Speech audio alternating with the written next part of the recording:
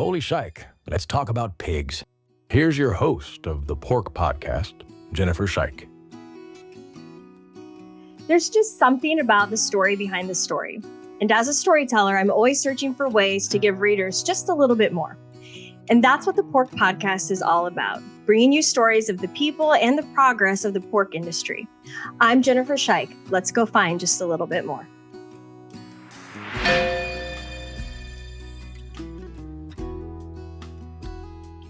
Before I knew who the winner of the National FFA Swine Entrepreneurship Proficiency Award would be, I knew that I wanted to interview one of the National FFA Swine winners here on the Pork Podcast. So you can imagine my excitement when one of those winners also happened to be one of my daughter's best friends that I've known since she was a baby. Welcome to the Pork Podcast, Hannah Miller. Thanks for having me, Jennifer. Well, it's an honor to have the opportunity to learn more about you and talk about your SAE project today. So let's start off by having you share just a little bit about who you are, where you're from. Tell us a little bit about yourself. My name is Hannah Miller. My parents are Matt and Tammy Miller. And with that, I've grown up around the swine industry my whole life. My parents run and operate Matt and Tammy Miller show pigs. So I've always been around the show pig industry and the swine industry in general. I've always had a passion for showing livestock and pigs especially.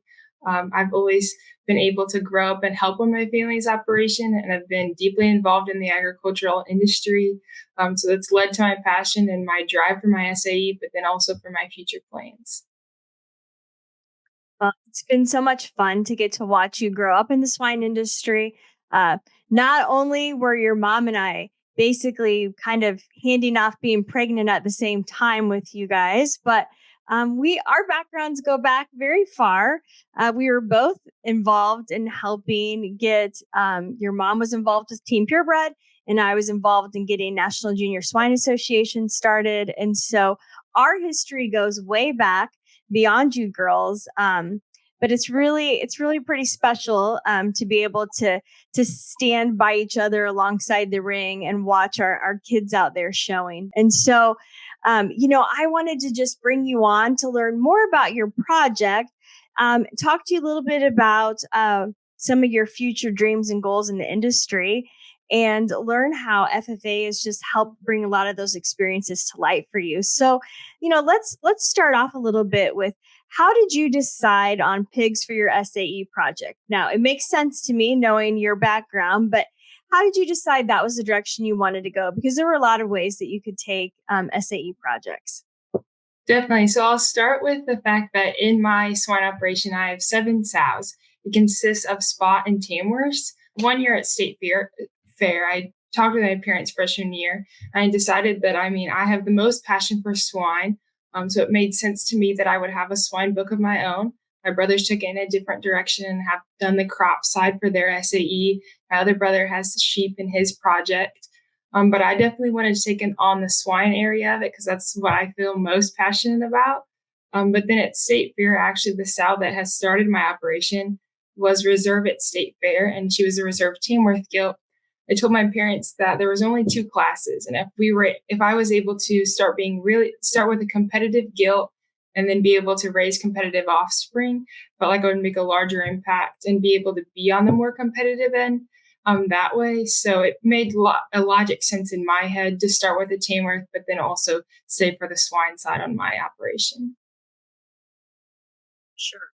So talk to me a little bit about, how does the process, this SAE project process work? How do you get to that national proficiency level? Because I know there's a lot of hard work, a lot of hours that go into it. Even though my children are engaged in it, I still have lots of questions about it because it can be a little complicated. So talk us through that process of getting to the national proficiency stage.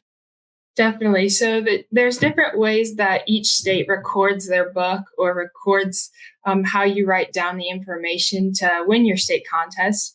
But in Illinois, you keep records of what you do daily or weekly, monthly, depending on how you want to journal it. You journal what you do in your operation on the daily basis.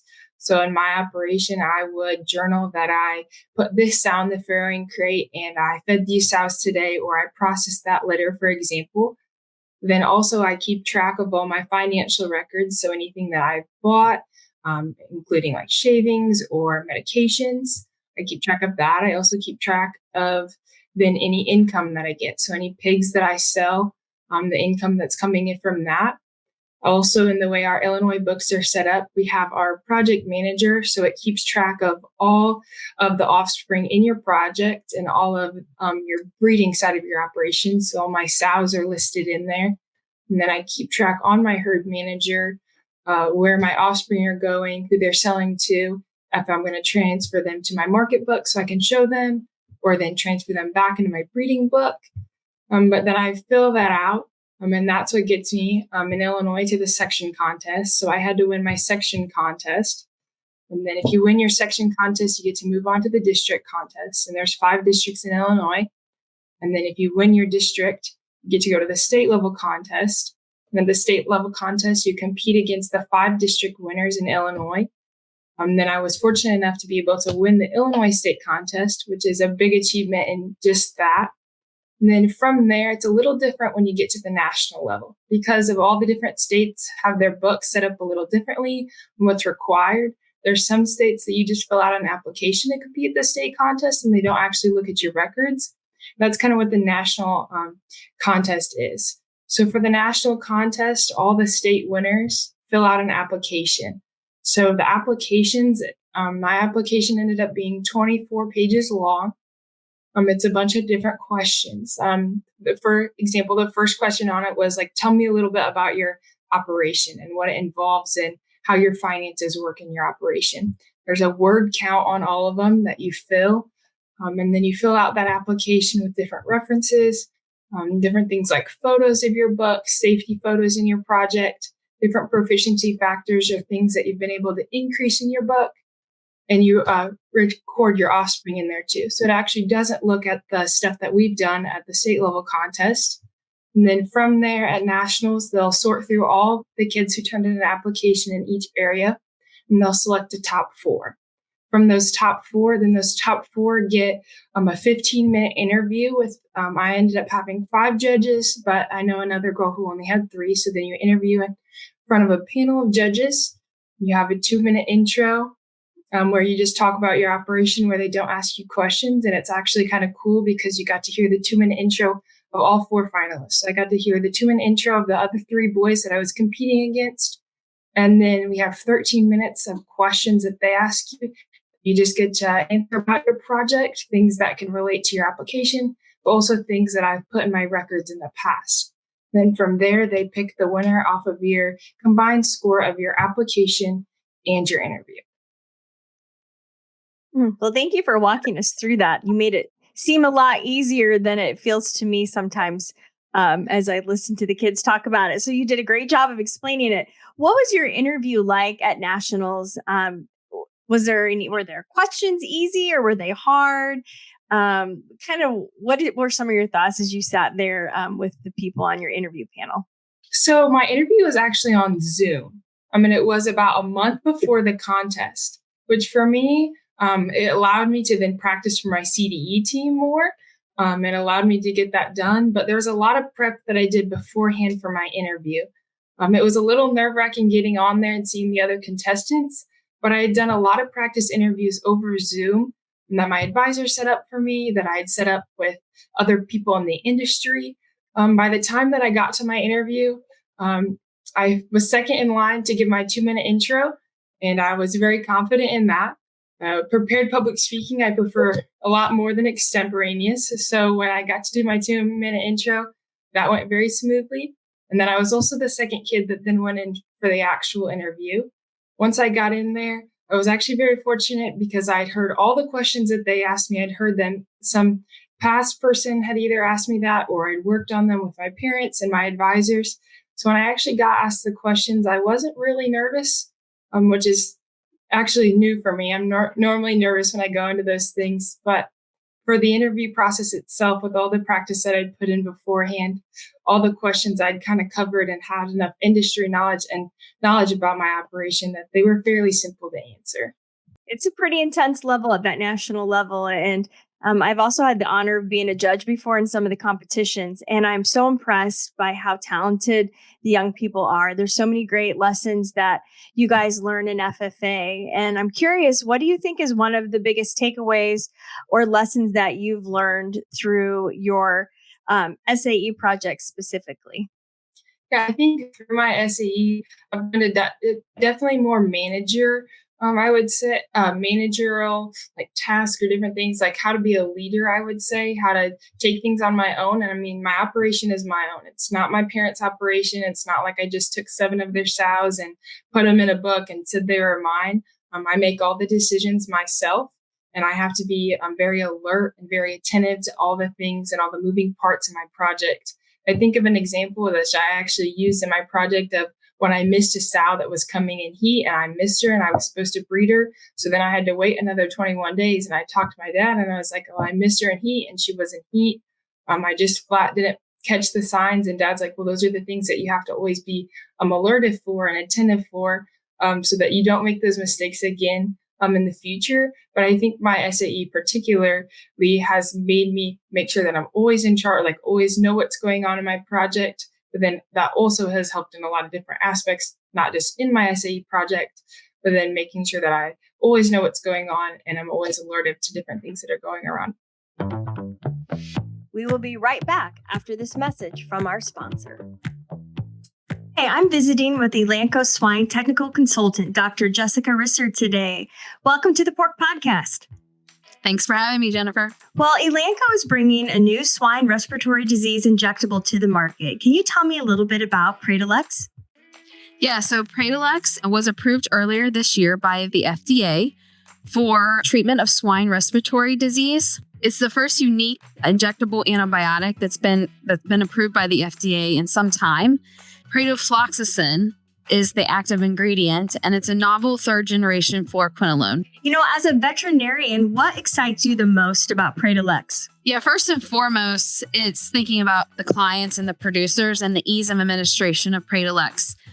Like I said, it's labeled for most bacterial swine respiratory pathogens from pigs post-weaning all the way through to market. And it also has on the label a withdrawal time of only 2 days. So it really makes it a convenient product for swine respiratory disease from the time the pig is weaned for treatment of that piglet through to market and with one product in the barn. It only requires one treatment as well. And the concentration of predofloxacin, the active ingredient, is higher than other fluoroquinolones. So the volume of the dose is smaller so that then it's only requiring one injection for those pigs from weaning to market. Well, it's always great to have more tools in the toolbox. And again, thank you so much for joining us today on the Pork Podcast. Thank you.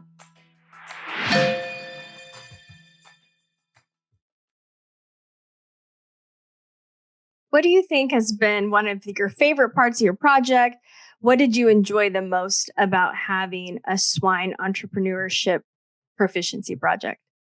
I think definitely something that my parents have always enjoyed doing is just working with younger kids and working with kids that show for you. I think that's been a really rewarding experience, is having a customer base and being able to grow the connections with other kids that are also showing. I mean, I'm still in the show ring and can still enjoy those experiences and winning on a high level. Then also being able to see kids that I've worked with have helped not only on showmanship, but then with just daily care on their pigs and stuff. But then them being able to succeed and catch their goals of winning at different levels with pigs that I've then been able to raise. It's such a rewarding experience because I know that's how my parents have felt like whenever we show a pig and it does well. I understand now what that feeling is. It's definitely a rewarding experience to see other kids that are then able to chase their goals and achieve things. And I was able to be a part of that. Well, you know, it's interesting that you bring that up because One of the things that I try to do on the podcast is I like to try to reach out to somebody who knows you and ask them some questions about you to kind of do my background and due diligence before I get onto the calls with you guys. And one of the people that I visited with before I talked to you was Chelsea Greider, who's the director of junior activities and events at Team Purebred. And one of the things that she said about you is she describes you as being a light in our industry of doing it right and being a great role model for kids. She said, Hannah draws kids to her at the shows. She pushes herself hard at school while balancing being a good human. And I know that I can attest that you are exactly that. And you've been a great role model for our youngest daughter, who is 10 years old, and she cannot wait to come up and find you at the shows. I think she's kind of tried to latch on to you since she was born. So I know that you really do a great job of drawing a fan club at the shows. What does it mean to you to be a role model to so many young kids in the industry? I think it's really rewarding because when I was younger, I always had those people that I looked up to or wanted to go hang out with because I just thought they were so cool. I wanted to be just like them. And I think it's a rewarding experience for me to not only be then able to share my experience or just be that person that they can always come to, ask any questions to. It's just so nice to have people that want to be around you. I'm just glad that I can be a good example and set the example and then help those younger individuals with anything they want. Then also share a positive role model of being someone that's driven as wants to be a good advocate for our industry, and hopefully that they will then want to also. Who's been a role model to you? I'm sure there are many, but can you think of somebody who's been a role model to you, and how have they helped you along on your path?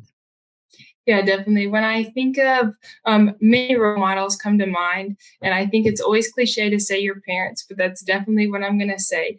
I've kind of modeled my project similar to what my parents have in their operation. They've always had a goal, no matter what level any kids compete at, but to be able to help those kids succeed. And it's always a family thing. My parents always say, well, it's always about the kids.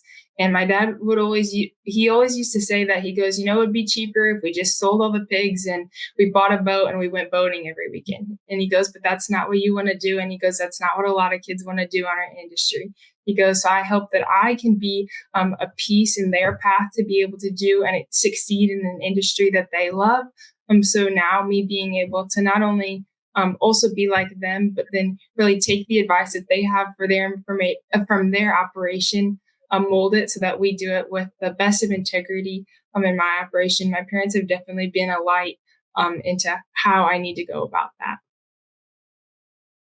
Well, I think you bring up an excellent point in that, they've been able to be a good example. I mean, not only have they modeled how to be great swine breeders and great people, but they've also been super involved in the swine industry, particularly purebred swine industry. Your mom, as I mentioned, was very involved in organizing Team Purebred activities so many years ago, and just being a passionate force to help get junior livestock swine shows in particular going throughout the country. It's hard to imagine a day when they didn't exist, but that used to be that used to be the case. Your dad's been very involved in leadership boards and has stepped into I know he's had to make some hard decisions. He's had to stick his neck out on some just tough calls that weren't always very popular in the industry. I mean, they've really been legendary in helping move the purebred swine industry forward and, the stock show industry. So I guess, how does it feel to have a front seat to that? I'm sure that you've also seen that it's not easy to be a leader, right? And so what kind of leadership lessons have you learned from them? When I think of like the leadership lessons, I think of that they always tell me that I need to fall back on my core values. I don't need to let someone sway me in the wrong direction of what I believe. It might be the hard decision to make. And I think that if I keep my core values in check, I know I believe in, and I know what I deem as right. And I'm able to go with the most integrity, follow that path. then that's what the important call to make is. It doesn't always have to be the popular opinion, as my mom likes to say. And she goes, you don't have to be everybody's friend, but you also, at the end of the day, have to make the right calls that are the just calls. I think it's cool for me to be able to see them make calls like that they're definitely not the popular opinion sometimes, but then also be able to understand at the end of the day that they were able to make the right call. And different things like that, to always make sure that I keep my beliefs and values in check.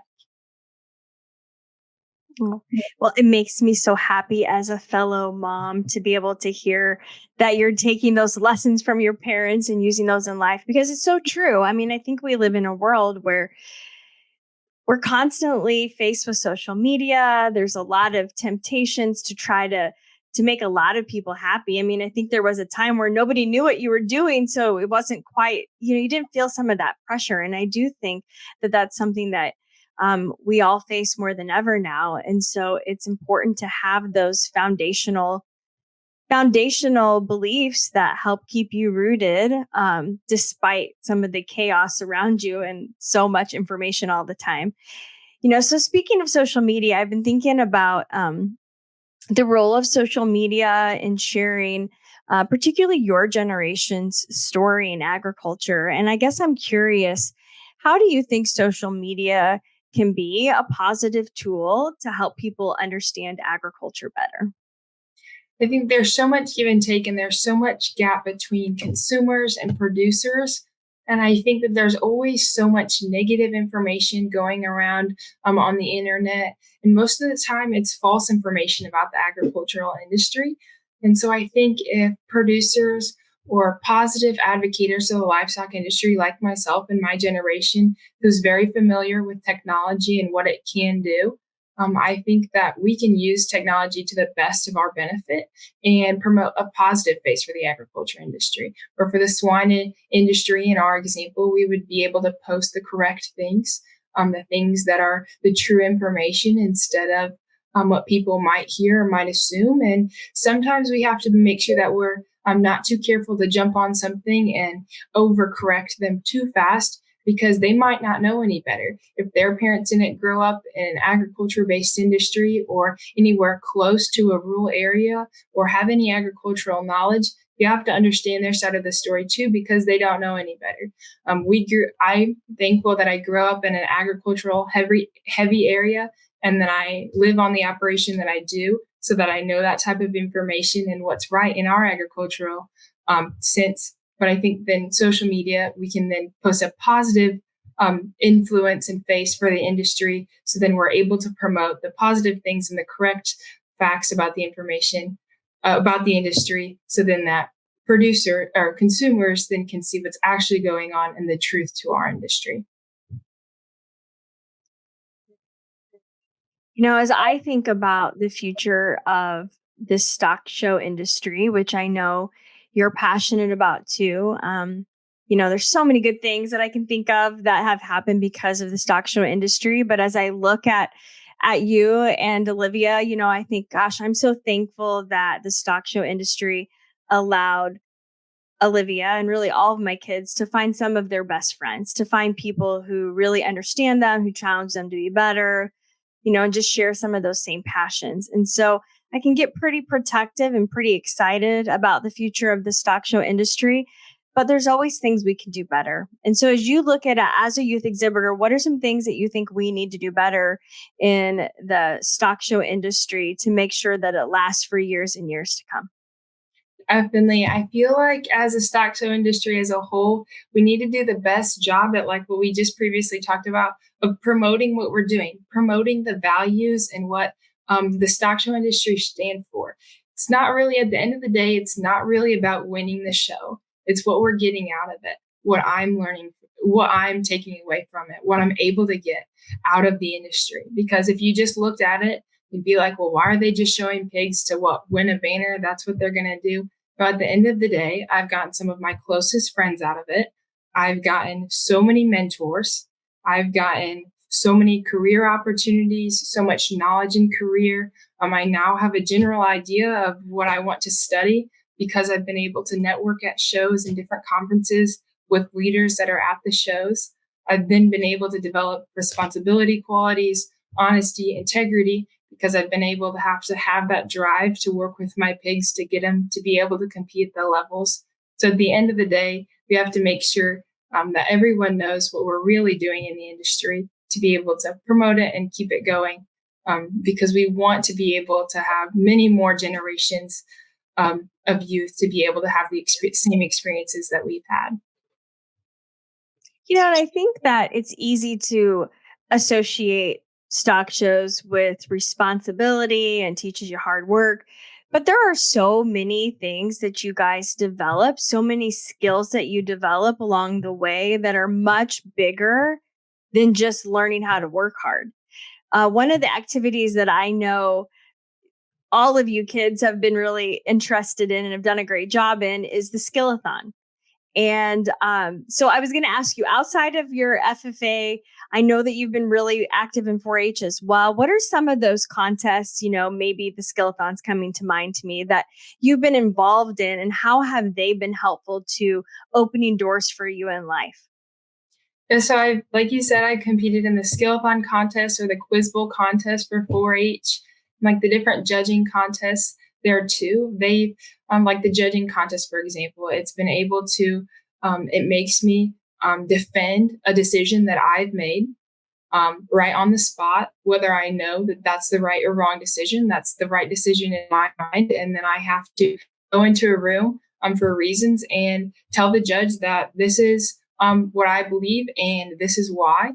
For the Skillathon contest, I've been able to learn so much knowledge about the industry, so much different information in terms of if that deals with nutrition, if that deals with general information, if that deals with reproduction, all the different sorts of information that comes along the industry. But then I'm able to have that knowledge that then can help me in my future career, but then can also help advocate and spread that information to other kids, then allows me to have a better general understanding of the industry and all the components in it.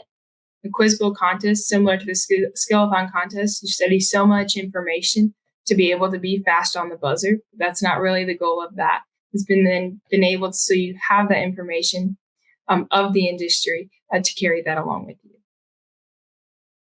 I mean, you know what season this is, right? At our house, we have the Skillathon preparation going on with Hunter right now. And our living room is just like littered with all of the papers and study materials. And there were some interesting conversations going on in our house last evening about the math problems that need to be done. So there are so many valuable things you guys learn from this, but I love how it opens your mind up to different career opportunities. And that's the thing that I know I've heard you and our kids talk about before, is just, you guys have ideas of what you want to do with your future that a lot of people your age just simply haven't been exposed to yet. And you are out in the industry and really seeing how some of these jobs connect.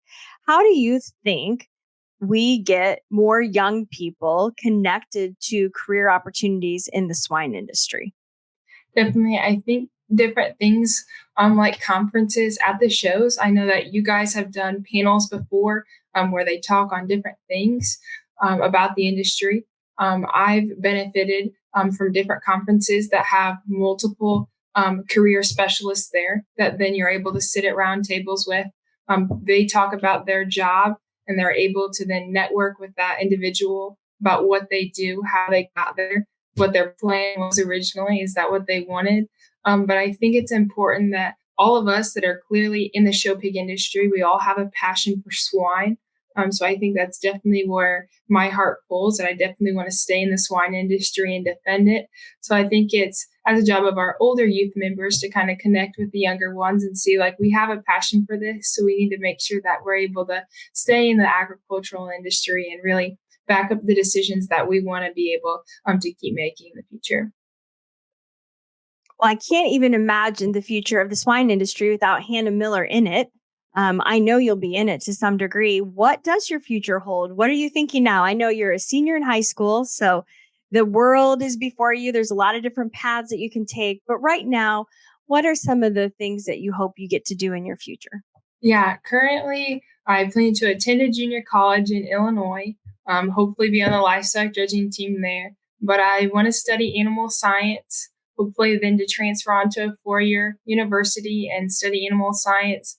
And hopefully I would like to specialize in swine genetics on that side of things. Right now, that's my plan. That's something that really interests me, not only on the production, not only on the show pig side, but then also on the commercial side on how we can improve the genetics to really help our pork industry with our imports and our exports of pork to make that more efficient and decrease our footprint. Well, that's exciting to hear that you want to stay involved. And I love that genetics is a path you might consider, because we can never have enough great people in those areas. And so there's so many exciting things there. I know. Well, actually, I think it's maybe starting today. This week, they're going to be having one of their big swine genetics conferences is actually taking place. And so it's always fun to hear about the research that young people are doing and how they're able to tie into opportunities through groups like the National Pork Board, who sponsor research opportunities for young people. So, I think your background and your experience in FFA and 4-H and these youth organizations are going to have so many doors open for you when it comes time for you to make some of those decisions. And so I'm excited to see where your future goes. Do you have any last bits of advice for somebody who may want to pursue a path like you're on? Hopefully we'll get some younger listeners onto the podcast for this one too, or parents who may have younger kids that are interested in the swine industry. If you could give them a piece of advice based on your experiences so far, what would that be? I think it would definitely be to find a mentor or find somebody that you can rely on, because I definitely wouldn't be able to even start my SAE or start any part of my project or anything that I have belief in today without my parents and without the many other mentors that I have in the swine industry. So I think you need to find somebody that's reliable, that you can trust, that you can ask any question to, that you can always fall back on. But then with that, just find something that you're passionate in.